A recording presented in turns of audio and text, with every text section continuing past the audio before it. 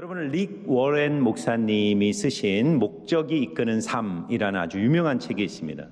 이 책은 우리 인생과 교회를 향한 하나님의 5가지 목적에 대해서 쓴 책이에요. 그 5가지가 뭘까요? 예배, 교제, 양육, 사역, 전도입니다. 그러니까 많은 신학자들과 또 위대한 기독교 사상가들이 성경을 묵상하고 연구하면서 우리 교회를 향한 하나님의 목적, 교회를 세우신 목적, 내가 이 땅에서 구원받은 자로서 살아가는 목적의 5가지, 그건 예배하는 것, 그리고 성도가 서로 교제하고 가족을 이루는 것, 그리고 말씀으로 양육을 받아 영적으로 성장하는 것, 그리고 죄송합니다. 성장하는 것, 그리고 하나님 앞에 열심히 봉사하는 것, 그리고 복음을 전하는 것. 이게 5가지라는 것입니다. 근데 이제 던지고 싶은 질문은 뭐냐면 이 5가지 중에 제일 중요한 한 가지를 뽑으라면 뭘까 하는 건데요. 사실 이 5가지는 다 똑같이 중요합니다. 어느 하나 소홀히 다룰 수 있는 게 없어요. 다 소중하고 중요한 것입니다. 그런데 성경이 예수님이 너무나도 명백하게 명령을 내리신 한 가지 인생의 목적이 있는 것은 뭐냐? 전도라는 것입니다. 여러분, 사람은 언제 가장 중요한 말을 남깁니까? 죽기 직전에. 마지막 유언으로 남기는 한마디는 자신의 인생의 무게를 다 실어서 남기는 한마디잖아요. 예수님이요, 공생 기간 동안 열심히 사역하신 후에 이제 이 땅의 사역을 마치고 승천하기 직전에 제자들에 남기신 한마디 말씀은 뭐냐? 마태복음 28장 18절에서 20절이에요. 하늘과 땅의 모든 권세를 내게 주셨으니 그러므로 너희는 가서 모든 족속으로 제자를 삼아 아버지와 아들과 성령의 이름으로 세례를 베풀고 내가 너희에게 분부한 모든 것을 가르쳐 지키게 하라. 이게 주님의 마지막 명령, 지상 명령이었습니다. 예수님은 너희들 더 열심히 예배해야 돼, 더 뜨겁게 사랑하고 말씀으로 더 양육받아서 영적으로 성장해야 되고 열심히 봉사해야 되고 이런 말씀하지 않았습니다. 그것은 예수님이 공생의 기간 동안 제자들에게 늘 하셨던 말씀이에요.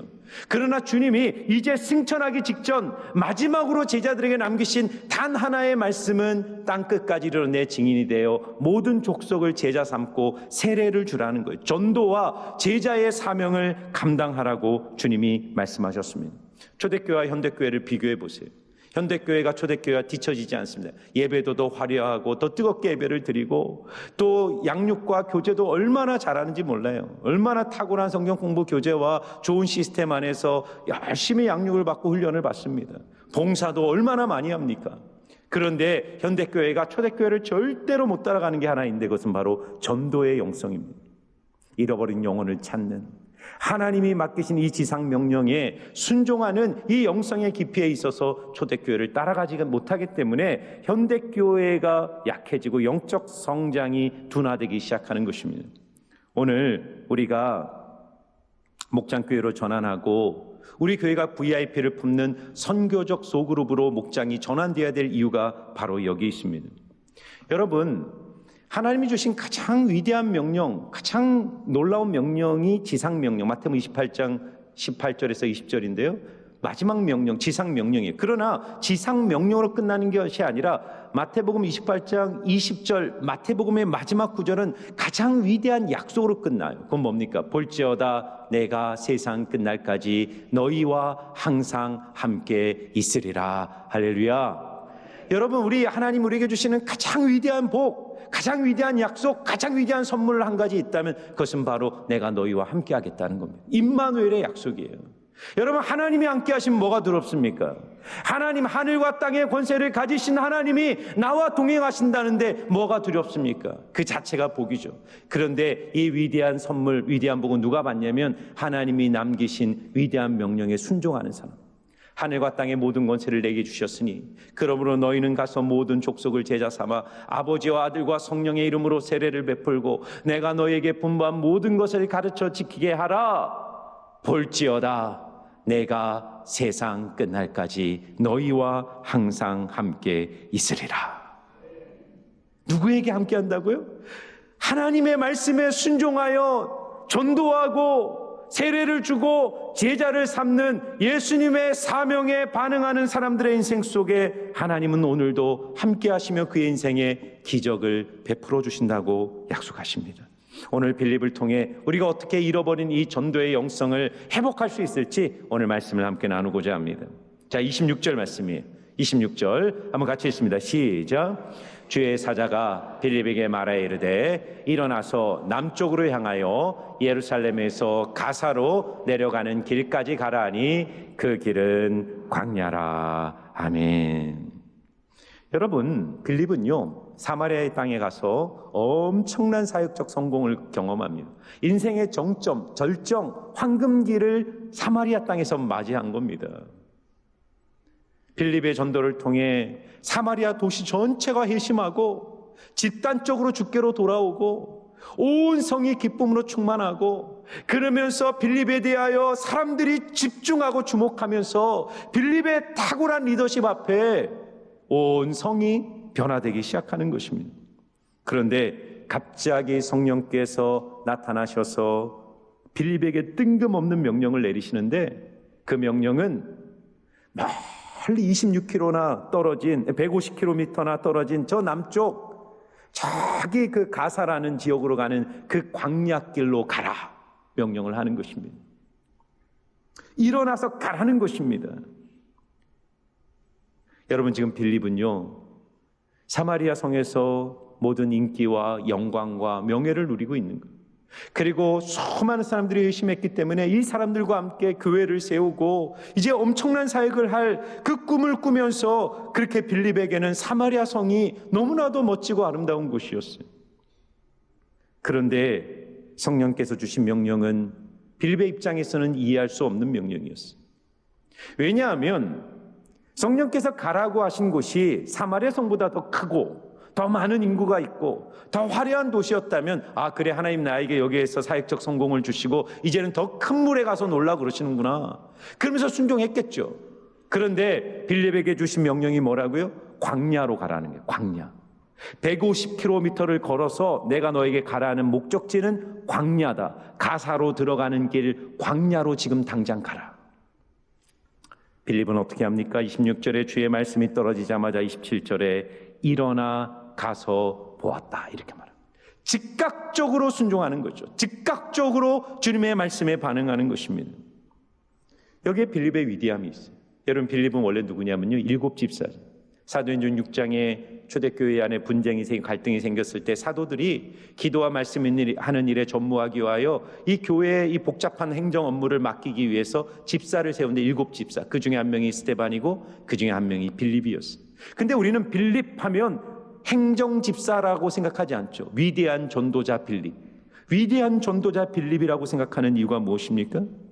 빌립은 언제나 내면의 주파수를 하나님께 고정하고 있었어요. 사람들의 인기, 사람들의 소리, 세상의 환호에 마음을 빼앗기지 않고 언제나 성령의 신호에 민감하게 반응했던 사람이 빌립이었어요. 그래서 여러분, 초대교회의 사도행전 역사를 보면요 빌립은 볼런티어, 개척자였어요. 예수님의 명령은 뭡니까? 너희가 성령을 받으면 예루살렘, 유다, 사마리아 땅끝까지 가라는 명령이지만 예수님의 12사도 누구도 움직이지 않았어요. 그런데 누가 가장 먼저 사마리아 땅에 들어가냐면 17집사 중에 한 명이었던 빌립이 들어갑니다. 하나님의 성령에 민감하게 반응하는 것이죠. 주님의 말씀에 민감하게 반응하여 가장 먼저 사마리아 땅에 들어가 사마리아 땅을 복음화시키는 사람이 빌립입니다. 더 놀라운 건 뭡니까? 지금 이 사마리아 땅에 빌립만 있는 게 아니라 그 다음에 보니까 베드로와 요한이 파송을 받아 이 빌립에 있는 사역의 현장에 와서 함께 사역을 하는데, 이 베드로와 요한이 있음에도 불구하고 오늘 성령이 누구에게 역사하시면 빌립에게 말씀하셔서 빌립을 에티오피아 내시를 만나게 하셔서 이 아프리카 땅에 가장 먼저 복음의 문을 여는 도화선이 된 인물이 바로 빌립이라는 사실을 우리는 보게 돼요. 그래서 오늘 말씀을 보면요 빌립이라는 인물에 대한 특징으로 반복해서 나오는 것이 뭐냐? 26절, 29절, 39절입니다. 주의 사자가 빌립에게 말하여 이르되, 성령이 빌립더러 이르되 이 수레로 가까이 나가라 하시거늘. 또 39절을 보세요. 둘이 물에서 올라올새 주의 영이 빌립을 이끌어 간지라. 빌립은 어떤 사람입니까? 언제나 성령님의 음성에 귀를 기울이는 사람, 세미한 주님의 음성에 반응하는 사람, 그래서 언제나 주님의 뜻을 이루고자 가장 먼저 움직였던 사람이 빌립이었던 것이죠.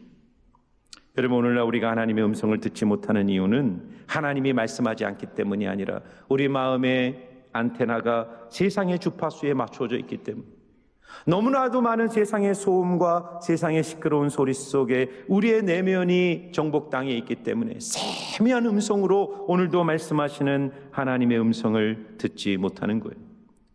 에이든 윌슨 토저라는 유명한 미국의 설교자는 이런 말을 했어요.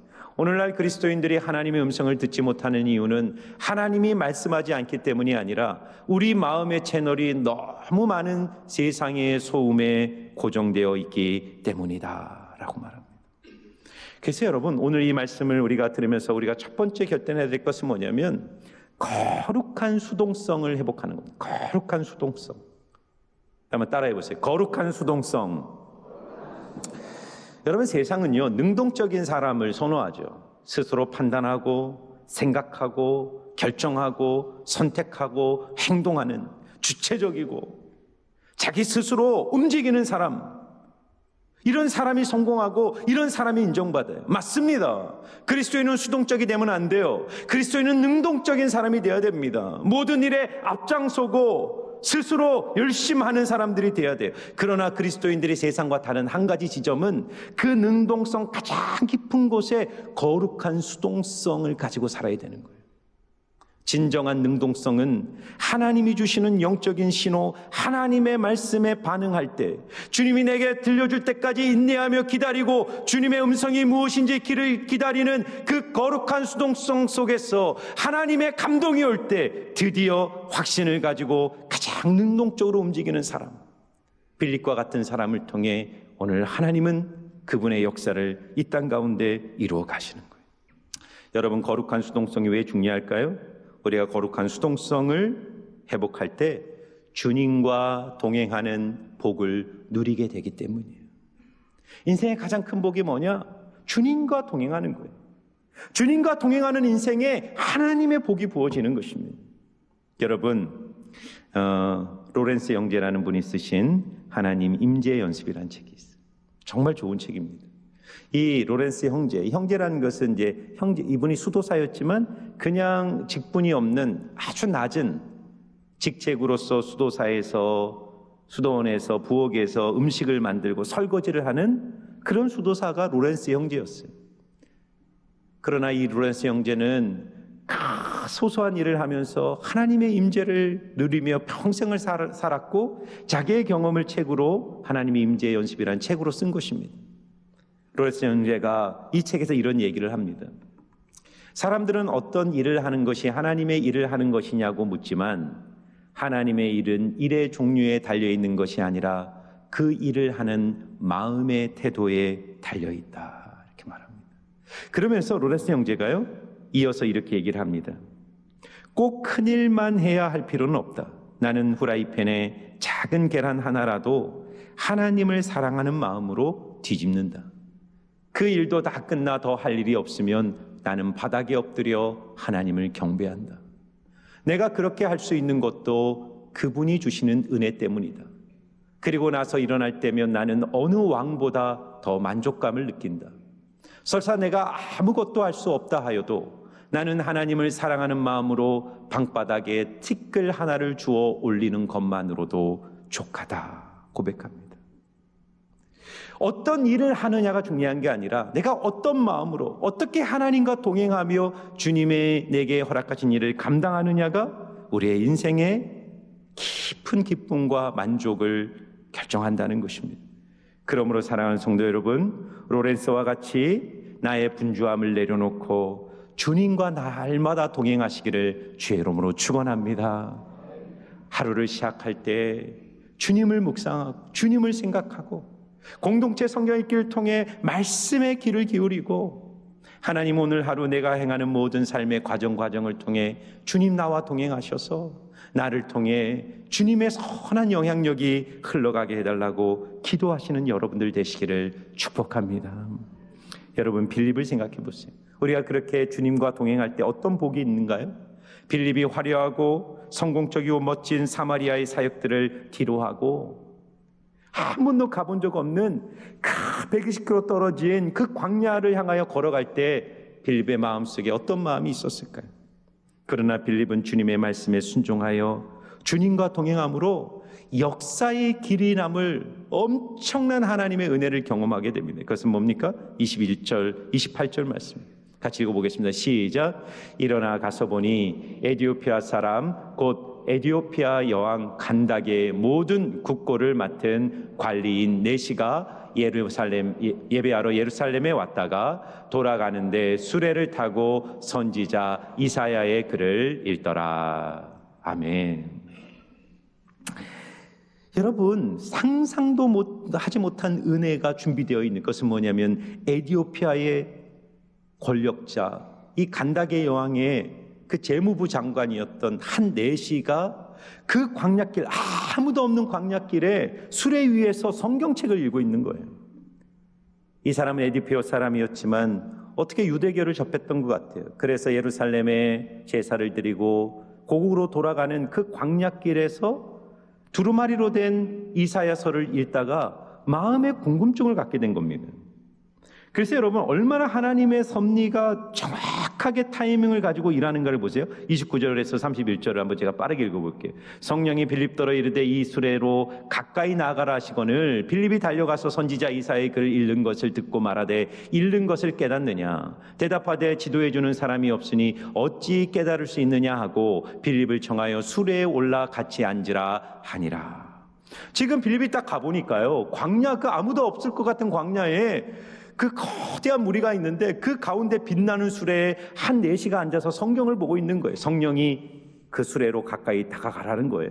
순종하여 빌립이 갔더니 그 네시가 성경에 있는데 그 말씀이 이사야 53장. 그가 찔림은 우리의 허물 때문이요 그가 상함 우리의 죄악 때문이요 그가 징계를 받음으로 우리가 나음을 입었고 그가 채찍에 맞음으로 우리가 치유함을 받았다는 말씀이에요. 그가 도살장에 끌려가는 어린 양처럼 학대를 받고 핍박을 받지만 정말 조용하게 그 핍박을 받는다는 이사야의 말씀을 이 네시가 읽으면서 이해가 안 되는 거예요. 이게 도대체 누구에 대한 말이지? 이게 나에 대한 말인가? 아니면 이게 누구에 대한 말이지? 막 마음의 궁금증을 갖고 있을 그때 하나님이 빌립을 에디오피아 내시에게 보내는 거예요. 너 읽는 거 깨닫느냐? 당신 그 읽는 거 깨닫습니까? 가르쳐주는 사람이 없으니 어떻게 제가 깨닫습니까? 그래서 빌립이 수레에 올라타서 함께 그 광야길을 걸으며 그 이사야의 말씀으로부터 예수 그리스도에 대한 복음을 성경을 쫙 풀어서 빌립이 에디오피아의 내시에게 가르쳐 주는 것입니다. 에디오피아 내시가 빌립의 복음을 듣고 마음이 열리고 예수 그리스도의 복음을 깨닫고 예수님을 마음에 영접하고 이제 세례를 받고 싶은 마음이 생기는데 얼마나 놀라운 타이밍인가 보세요. 자, 36절입니다. 36절. 길 가다가 물이 있는 곳에 이르러 그 내시가 말하되 보라 물이 있으니 내가 세례를 받음에 무슨 꺼리낌이 있느냐. 여러분, 지금 이 길이 어디라고? 광야길이에요. 광야는 물이 없잖아요. 그런데 하나님이 이 복음을 완벽하게 이해할 때까지 기다리시다가 이제 에디오피아 내시의 마음을 열어주시고 내가 세례를 받아야 되겠다라고 생각하는 그 순간 바로 옆에 오아시스가 딱 준비되어 있는 거예요. 광야에서 하나님이 모든 것을 준비하시고 에디오피아 내시를 주님께로 인도하도록 빌립을 사용하고 계시는 것입니다. 여러분, 이런 놀라운 하나님의 타이밍은요, 하나님의 음성에 귀를 기울이고 순종하는 사람만이 경험하는 은혜예요. 하나님은 가장 정확한 시간에 가장 정확한 장소에서 가장 정확한 환경을 준비하셔서 우리가 전혀 예기치 않는 방법으로 나를 향한 하나님의 뜻을 이루어 가시는 위대하신 하나님이십니다. 그래서 여러분, 이 빌립과 이 네시의 만남이 얼마나 역사적 만남이었냐면 2세기 교부 이레니우스가요, 이단 반박이라는 책에서 이 네시에 대한 글을 쓰는데 이 네시가 고국으로 돌아가서 여왕에게 복음을 전하고 백성들에게 복음을 전했던 거예요. 여러분 생각해 보세요. 국가 최고의 이인자가 예수의 복음을 듣고 돌아와서 여왕에게 복음을 전해 여왕이 회심하고 온 백성이 회심해서 어떤 일이 벌어지냐면 오늘까지 에디오피아 정교회의 뿌리는 사도행전 8장 복음의 전도 때문이었다고 에디오피아 교회는 인정합니다. 이미 4세기에 AD 4세기에 이 에디오피아의 국교를 기독교로 바꿔요. 바로 빌립이 뿌린 복음의 씨앗의 열매인 것이죠. 여러분, 우리는요 속도가 중요하다고 생각해요. 나의 열심, 나의 매니지, 나의 기획력이 내 인생을 결정한다고 생각합니다. 5G 이 시대에 우리는 정말 분주하게 쉴 틈 없이 인생을 살아가요.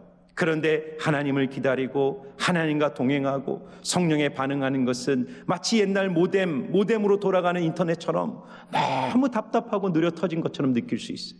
그러나 여러분, 속도가 중요한 것이 아니라 인생은 타이밍이에요. 하나님과 동행하는 한 걸음이 나 혼자 뛰는 1000걸음의 뜀박질보다 훨씬 빠른 줄 믿습니다. 주님은 가장 정확한 시간, 가장 정확한 타이밍에 우리의 인생의 모든 것을 예비해 놓으시고 주님께 순종하는 사람을 통해 주의 뜻을 지금도 이루어 가시는 위대한 하나님이신 줄 믿습니다. 그래서 여러분, 오늘 말씀의 최종적 적용은 바로 전도예요. 전도. 앞에서 말씀드렸지만 인생의 최고의 목적은 전도였어요. 우리가 예배하고 교제하고 말씀으로 양육받고 또 성도들이 목장에서 모이고 이 모든 것들을 통해 우리가 하나님께 드려야 될 인생의 최종적 열매는 하나님의 나라를 이루고 잃어버린 영혼을 주님께로 인도하는 것입니다. 여러분, 한 영혼을 구원하는 건 정말 어렵습니다. 쉽지 않아요. 그것은 마치 광야 한복판에서 에디오피아 내시를 회심시키는 것처럼 기적에 가까운 일이에요. 그러나 이것이 기적이잖아요. 인간적인 시각으로 보면 완전히 기적인데 우리가 이 말씀을 묵상하면서 뭘 보게 되냐면 한 사람의 영혼을 인도하는 것은 우리의 설득, 우리의 노력, 우리의 방법이 아니라 하나님의 예비하심이라는 거예요. 다만 하나님은 어떤 사람을 찾습니까? 하나님이 다 준비해 놓으신 그 한 영혼을 주께로 인도할 순종하는 빌립과 같은 한 사람을 지금도 찾고 계시는 거예요. 저는 여러분들이 하나님이 준비해 놓으신 이 추수할 수많은 곡식들이 있는데 일꾼이 없어서 거두지 못하는 이 시대에 성령에 민감하여 여러분을 통해 주께로 수많은 영혼들이 돌아오는 이 시대의 빌립이 되기를 주의 이름으로 축복합니다. 빌립이 되셔야 돼요. 여러분, 장소를 정하시고 마음을 열어주시고 이사회서를 준비시켜주시고 세례받을 물을 준비시키시고 모든 세팅, 모든 것 주님이 다 차려놓으신 거예요. 우리는 숟가락만 얹으면 돼요.